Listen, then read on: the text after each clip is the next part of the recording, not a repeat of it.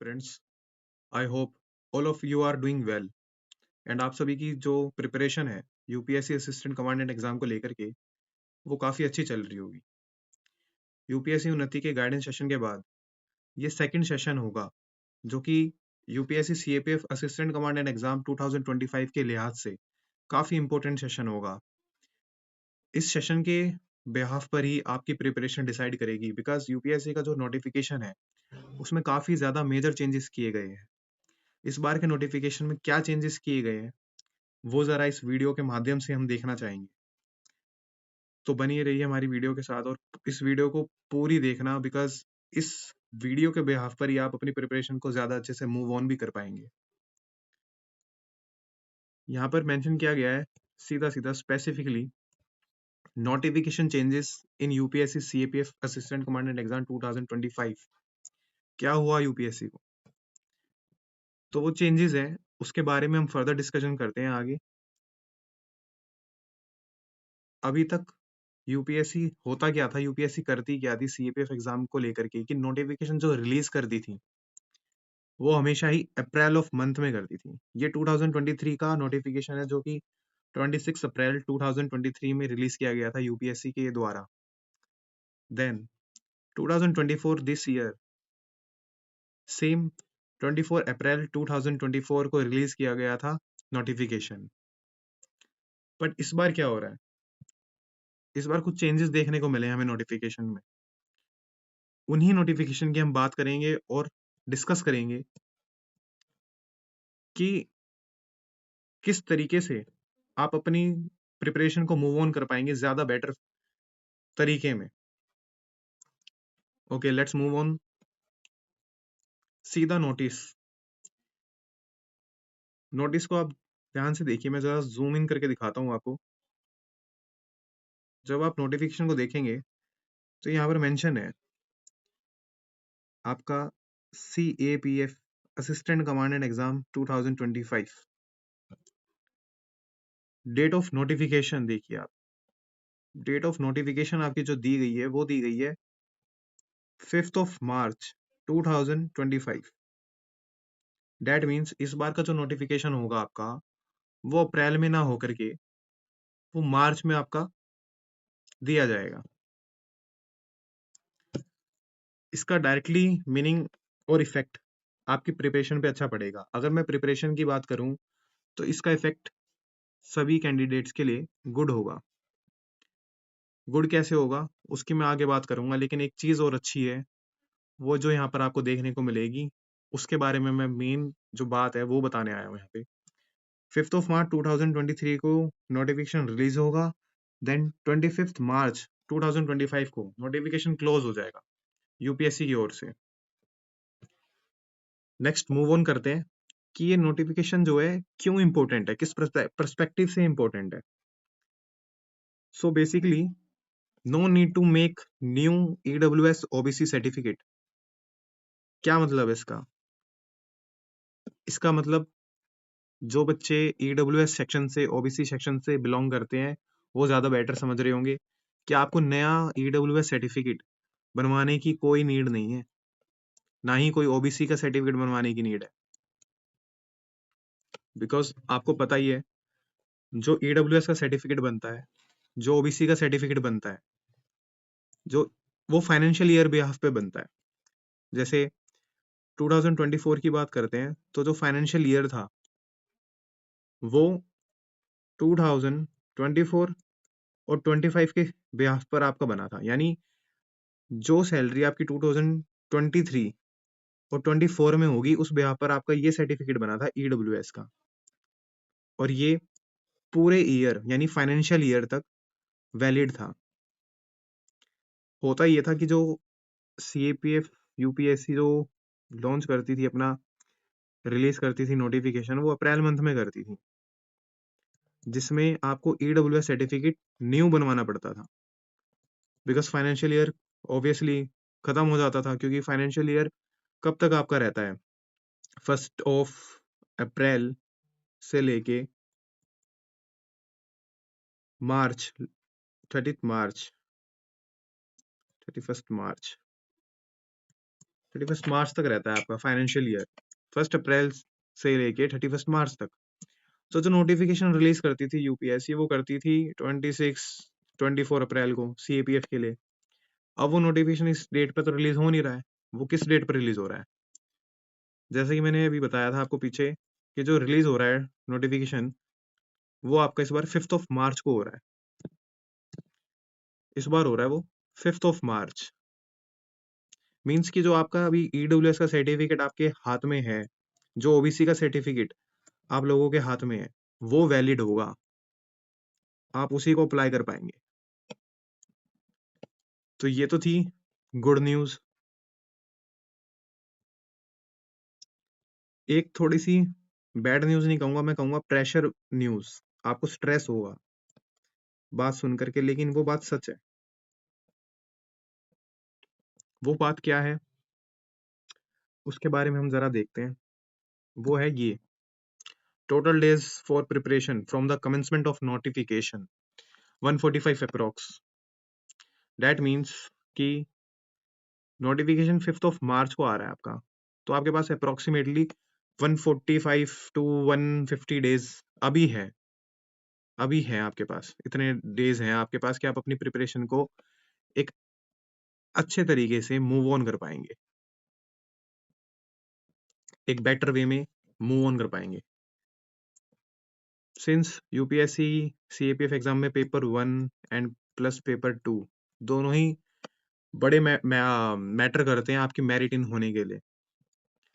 तो यहाँ पर प्रेशर क्रिएट क्या हो रहा है, जैसे कि जो सीएपीएफ के एग्जाम है ये सीएससी के बच्चे भी देते हैं,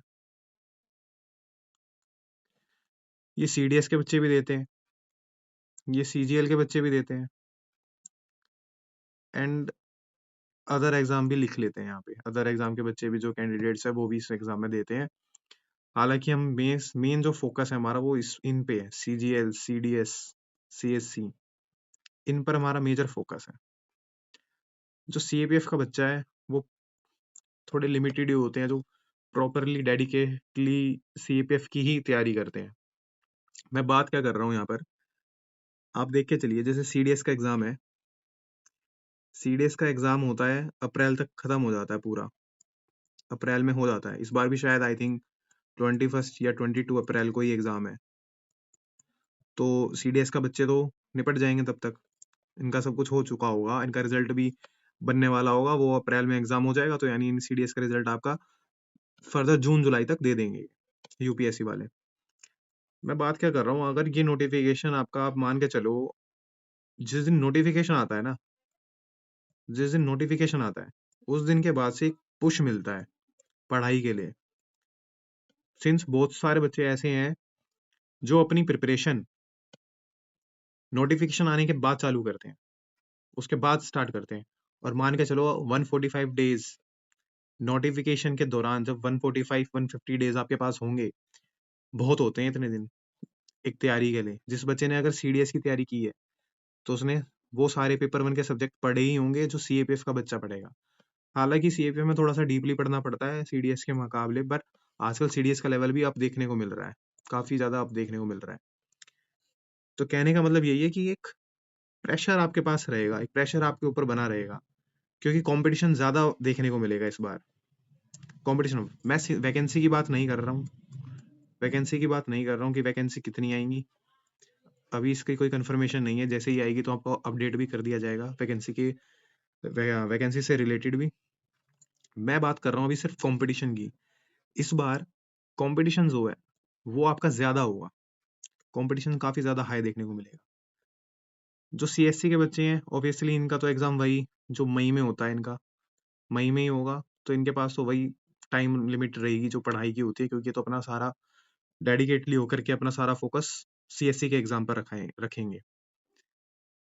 लेकिन कंपटीशन तो है ही ना सीएससी का भी। सीएससी के बच्चे सीएपीएफ वाले बच्चों को कंपटीशन तो देंगे ही ना। तो यहाँ पर मैं ये समझाने की कोशिश कर रहा हूँ कि इस बार कंपटीशन ज्यादा होगा, तो अपनी तैयारी को ज्यादा अच्छे तरीके से रखिए, ज्यादा बेटर वे तरीके से रखिए, ताकि आपकी तैयारी में कोई कमी ना रहे, आपके सिलेक्शन में कोई कमी ना रहे। वैकेंसी चाहे कितनी भी आए, चाहे इस बार 200 वैकेंसी रहे, चाहे 300 रहे, चाहे 300 प्लस रहे, आपकी तैयारी में कोई कमी नहीं होनी चाहिए। बहुत होते हैं 145 डेज, 150 डेज इस एग्जाम को क्लियर करने के। अगर मैं अभी से बात करूं, आपके पास टोटल 7 मंथ्स है, टोटल 7 मंथ्स है आपके पास अपनी तैयारी के लिए। आपके लिए एक स्टडी प्लान भी लेके आया जाएगा,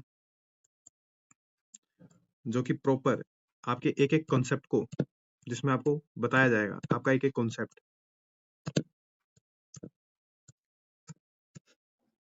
जिसमें आपका एक एक कॉन्सेप्ट समझाया जाएगा आपको कि कब आपको क्या पढ़ना है। सिंस आपको सभी को पता ही होगा कि पॉलिटिकल साइंस के लिए जैसे एम लक्ष्मीकांत इम्पोर्टेंट बुक है, आपकी साइंस के लिए एनसीईआरटी जो कि 6 to 10 तक होती है वो इम्पोर्टेंट है, आपके लिए जियोग्राफी के लिए आपकी NCERT for class 11th and 12th most important book है दोनों ही। कुछ बच्चे लूसेंट को लेते हैं, लूसेंट ठीक है, लेकिन उसको आप सेकेंडरी बुक रखिए, प्राइमरी बुक आपकी एनसीईआरटी है, थोरोली स्टडी करिए। आपकी इकोनॉमिक्स के लिए आपकी एनसीईआरटी है। आपकी जो इन्वायरमेंट है उसके कुछ मेन टॉपिक्स होते हैं जो कि न्यूज़पेपर से कवर होते हैं, आपके आपके न्यूज़पेपर से ही कवर होते हैं।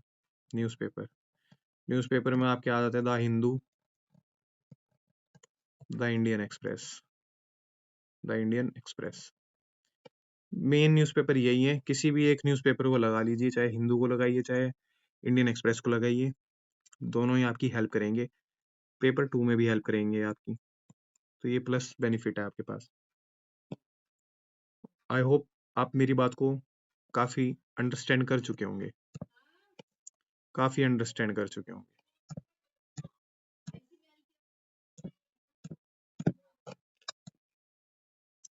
काफ़ी अंडरस्टैंड कर चुके होंगे। तो ये ध्यान रखिए आप यहाँ पर चीज़, अगर आप इन सब चीज़ों का ध्यान रख लेते हैं तो आप काफ़ी अच्छा स्कोर कर लेंगे और आप अपनी सीट भी यहाँ पर सिक्योर कर लेंगे इस एग्ज़ाम में। तो ये थी आपके लिए एक इम्पोर्टेंट न्यूज़ कि नोटिफिकेशन के चेंजेस से क्या इफेक्ट पड़ता है आपके प्रिपरेशंस पर, आपकी प्रिपरेशन पर क्या इफेक्ट पड़ता है। ईडब्ल्यूएस ओबीसी आपको कोई नीड नहीं है बनवाने की इस बार, यूपीएससी 5 मार्च को नोटिफिकेशन रिलीज करेगा। ओके,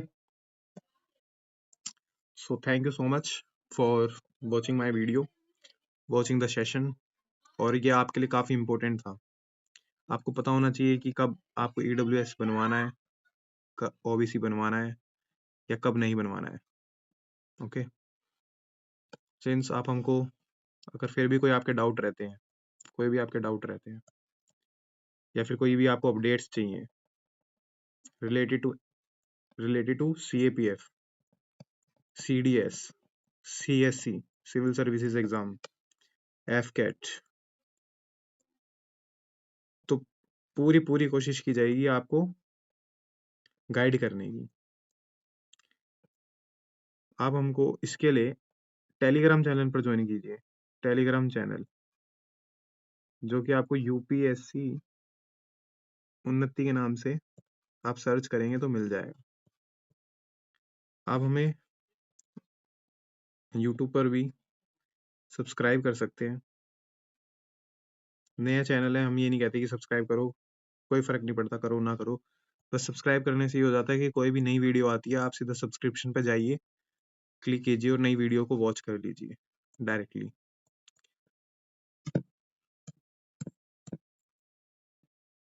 तो बस यही है, इस वीडियो के माध्यम से हम आपको ये बताना चाहते थे कि आपको पता होना चाहिए नोटिफिकेशन से related.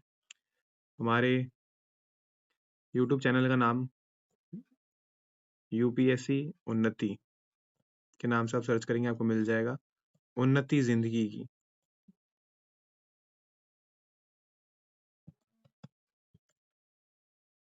Okay, thank you so much guys, preparation hard, prepare hard. Okay, best of luck, thank you.